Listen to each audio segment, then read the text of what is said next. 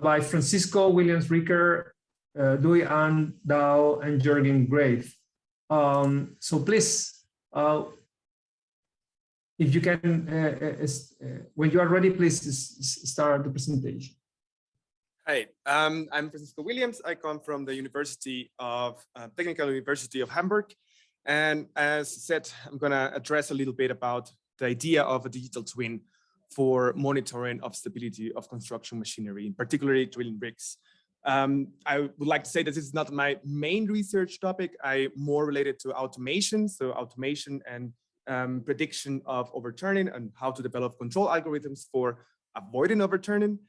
But I encountered that actually the framework that I was working on, which was multi-body simulations, was quite had a lot of potential for something that is digital twin. So excuse me if I don't use the correct words for the digital twin experts here. So I will try to just address it as a noob in this area that I am. So I'll start a little bit with the agenda. Yeah, I have the motivation. I will present some statistics and so on. I will review some industry standards. I will use the German standards, but I'm sure there is also international ones. The reason for that is that I realize that there is a lot of areas of opportunity in the current standards that we use for prediction of stability of construction machinery. And I actually just collected the standards and merged them into a criteria for avoiding the failure of the subsoil. Then I went ahead and created the multi-body simulation of the drilling rig, like multi-body simulations. I will address it more. And then I'll present the simulation and a mock-up dashboard. So I don't have results in actual machines. I will just present the mock-up versions of what could it be and how can you exploit it in the future. And then some calculation of stability areas, which is basically like a spin-off of the spin-off of my research. I will explain it later, and some conclusions and further work. So here are some statistics of accidents. Like that's a really problem in a lot of places. Like these accidents are huge. These machines are huge.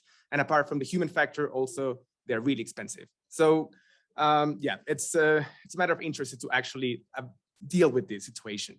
A lot of the accidents happening here are due to ground failure. Like I'm particularly working in geotechnical engineering now, even though I'm a mechatronic engineer, so it's a bit weird. But then I was focusing a little bit more about how to predict when the soil could fail. So a quick review of the standards. In a nutshell, the most used standard for prediction of stability in Germany is the one here. And basically, it's just an offline calculation or determination of a maximum allowable tilting angle. And then it's a really simple and straightforward methodology. You have a point load with some eccentricity, and then you assume that the stress transmitted to the soil is a trapezoidal distribution. There are clear disadvantages in this. First of all, there is no settlement calculations and no bearing capacity calculations. So basically, you are neglecting the soil as it is. And also, of course, there is offline calculations. So there is no online monitoring of what we are doing. For someone who is not so into this topic in geotechnical settlement prediction and bearing capacity, there are also standards that deal with this. And however, settlement prediction is basically really difficult. Soil is a really complicated thing that no one can predict how it behaves so well. Like FEM exists and everything, but still, it's really complicated. So what we use until now, and it's widely used and still works, is the really simplest possible thing. So the standards work more or less like as a matter of dimensioning, so more or less how it could be, but not precise. So then the bearing capacity is just how much the soil can take before failing. So that's straightforward. For these calculations, you need some information, the foundation dimensions, which in this case would be the track dimensions, the weight of the machine, the point load location, and some basic soil characteristics such as specific weight, cohesion, friction angle, and so on. So the idea of the digital framework that I will present is basically the combination between the stability calculations that use the trapezoidal distribution and so on with the standards involving soil to try to find which operation conditions are dangerous for the machine to operate. And then using the multi-body simulation, monitor these positions. So digital twins, I'm sure that here most people know more than me about this topic. So I will just want to mention that it's the the idea for what we focus here is accurate predictions and inform rational decisions. So until now, there is hardly ever any system to actually predict the overturning of the machines. Everything relies on the operator, which is a lot of responsibility for these things. So yeah, so I would like to just like put a little bit more on that topic. For the drilling rig specifically, the digital twin is for the monitoring of the subsoil, and well, you monitor with a multi-body simulation the working conditions, so how the machine is moving and then how the soil could fail. As I said, multi-body simulations are, in a nutshell, just numerical simulations that are really not so heavily computationally, so they can actually run in real time in digital computers that are powerful enough. So it's widely used for more my area of mechanical engineering and so on, for digital twins actually. So I thought that could be here used as well. Here is just really in a nutshell what the creation of the multi-body simulation was. This was created not for this purpose originally, but for testing control algorithms. And then I thought about this rather spin-off here. There are some critical simplifications. The tracks are assumed rigid, which is by itself a really conservative assumption. However, if we want to do it in real time, if we want to do this monitoring as a real-time monitoring, then we need to make assumptions to make it computationally effective enough. Then the predicted settlement is not fed back. This might come a little bit confusing, but when you use these standards in the industry, you just predict it for a specific position. So this is not a dynamic calculation. At least it's not possible with soil in using the most standard ways. There are some other ways, but I will mention this just briefly at the end. Then I assume an homogeneous soil, which is also conservative, but has been proven and the norms to be also good enough. And there is no inclination of the machine force vector. So since there is no settlement feedback to the system, the force vector is always vertical, vertical to the ground. I would like to also mention about what I define as a stability for the scope of my work. So there are two conditions that need to be avoided simultaneously to the machine to be stable. So first of all, the force vector needs to be, the force vector is outside of the machine's body. So it creates an overturn because you can generate a momentum, so it starts to tilt. And the other one is that the weight of the machine basically surpasses the bearing capacity of the soil, so the soil fails. So those are my two criteria that define unstable position. Here is the dashboard. So this is for stable situations. So you can see the multi-body simulation here. You have the trapezoidal distribution on the, the trapezoidal distribution here and here. You have the settlement calculations using the standards, and you have the bearing capacity here. So this one is the allowable bearing capacity, and this one is the bearing capacity generated for the multi-body simulation online. So this is the one for the failure. As we can see here, just before beginning already, we have failure, and this is because in the trapezoidal distribution, you can see that there is less area of contact. So this is basically the length of the tracks. So if you see here, there is no trapezoidal distribution anymore. You only have a triangular distribution. And that means that the area of contact between the tracks and the soil has been reduced. That means that, well, you have a higher load transmitted to a smaller area, and then you have failure in the ground.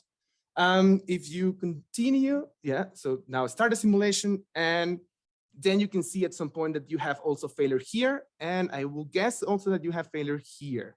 This is for the other stability criteria that I mentioned. So this is basically when one of the tracks, the force transmitted to the ground is 0, which means that it's overturning. So if it's 0 in one track, that means that there's already a momentum generated and the machine starts overturning.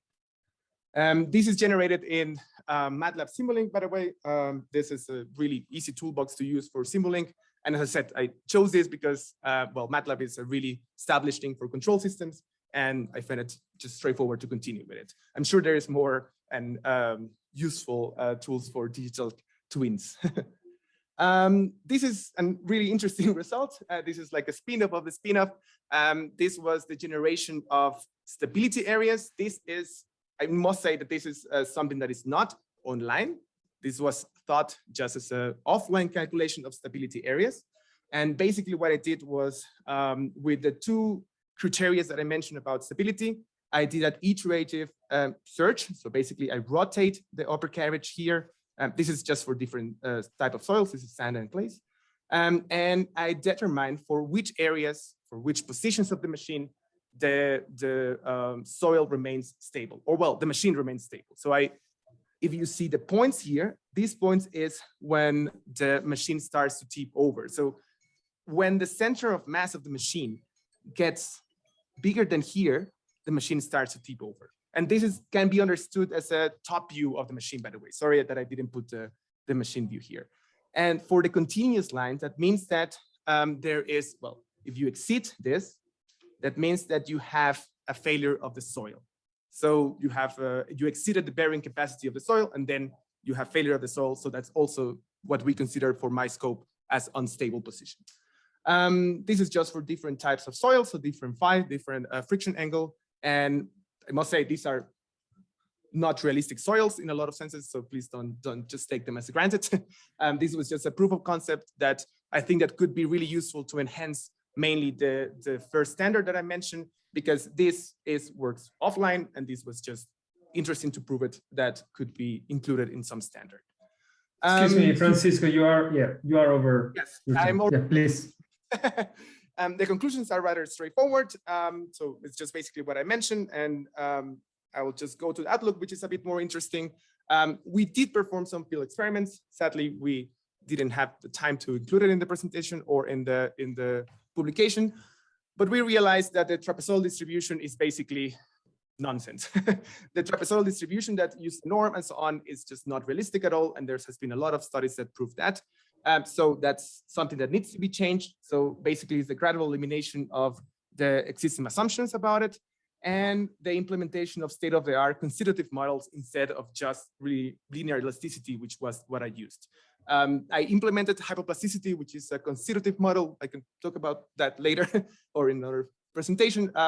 And it worked quite well. Like the idea of having everything in this computationally efficient manner means that you can do complex things in real time. And yeah, so that's basically it. Thanks a lot for your presentation. Thank you very much, Francisco. So we have time for a quick question from the audience.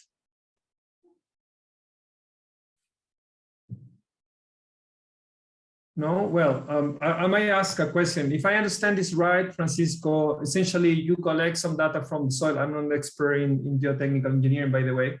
I just got that nice. many years ago. But I assume that you got data and you build on that data, you simulate, and then you develop your visualizations, but it's not a constant online or real-time monitoring of soil behavior, right? Yeah, I mean, what I presented here is definitely not, it's not applied so far. It's basically just a simulation and still in the multi-body framework. And yeah, so I tried already actually with the field experiments to collect data, and it works. Like I can collect the data of the mobile drilling rigs, and it works quite well. I just haven't included here because it was way more complicated. Yeah, the idea basically in a nutshell for the actual application would be to gather online the data from the mobile drilling rig and put it into the multi-body simulation, and then monitor then the stability of the subsoil. So it's more or less a testing of the proof of concept, right? Yeah, exactly. Yeah, as I said, like this is a bit of a spin-off of my current research that I found interesting. So I tried to just like present what could actually be done with this, because I realized that there is, I think, apart from Liebherr, that's another company in Germany that manufactures drilling rigs, they have some sort of idea similar to this one. But there is not so much information about like research-wise about this. But apart from that, I couldn't find really so much digital twins about the stability of these machines. And this was really straightforward for me and really easy to actually program. So I thought that could be something that could inspire basically other researchers who were way more expert in digital twin for researching a bit more of it. It's an interesting application, Francisco. It's just the extension of digital twin is something that we would like to see any further, right? Thank you very much. Thanks.